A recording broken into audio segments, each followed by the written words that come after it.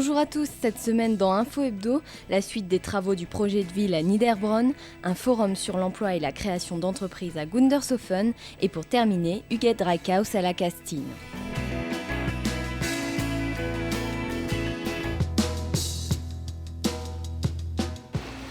Le parc du Casino arrivera bientôt jusqu'à la rivière du Falkensteinbach. La volonté de la commune est de piétonniser le secteur et d'y introduire des bornes rétractables pour limiter le passage des véhicules à différents endroits. Tout le centre-ville, parc du Casino, rue Leclerc, place des Thermes et rue Clémenceau, ce qui représente à peu près 60 semaines de chantier. Et donc nous attaquons dès maintenant avec l'ouverture de la rivière au droit de la place COP. Ces travaux entrent dans la troisième tranche du projet de ville qui en compte 5 au total. Le but est d'étendre progressivement l'onde verte comme le veut la municipalité. De nouveaux accès seront aménagés autour de l'actuel parking COP par des passerelles, une pour les voitures et l'autre pour les piétons. On peut rentrer et sortir dans le parking COP par la rue de Gaulle, alors que par la suite ça ne sera plus qu'une entrée et une sortie par la rue Munch. Ça aussi, pour réorganiser le parking, optimiser les places de stationnement. Parce qu'avec l'ouverture de la rivière, on a quand même perdu quelques places. Mais ce qu'on va essayer de récupérer en réorganisant différemment le parking.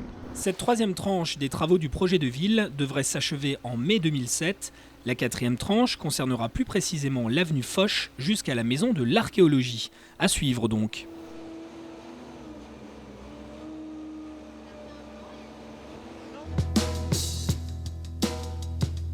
Ici, vous avez la NPE, la mission locale pour les jeunes, vous avez la région Alsace pour toutes les formations. Un forum sur la création d'entreprises, l'emploi et la formation a été organisé ce week-end à Gundershofen. De nombreux participants étaient présents pour se renseigner sur les conditions de création d'une entreprise, mais également sur des formations ou la validation des acquis. Une vingtaine d'organismes ont accepté l'invitation de la communauté de communes à rencontrer les intéressés. Je suis venue me renseigner pour éventuellement reprendre ou créer une entreprise, pour voir les aides, les modalités, tout ce qu'il y a à faire, côté administratif.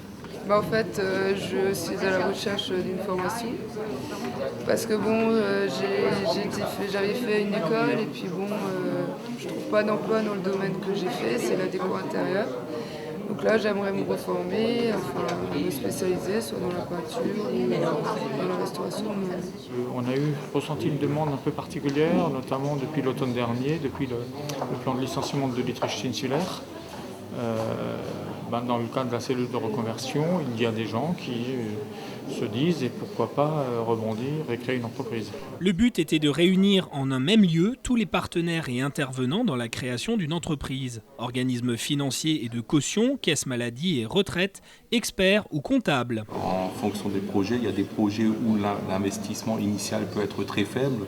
Je pense notamment dans certains domaines de commerce où il n'y a pas nécessité spécifique d'avoir un prêt très important, mais tout dépend de ce que du projet. Mais il est quand même recommandé d'avoir un minimum d'apport personnel. Je dirais qu'il devrait quand même se situer, on va dire, entre 2 et 5 000 euros.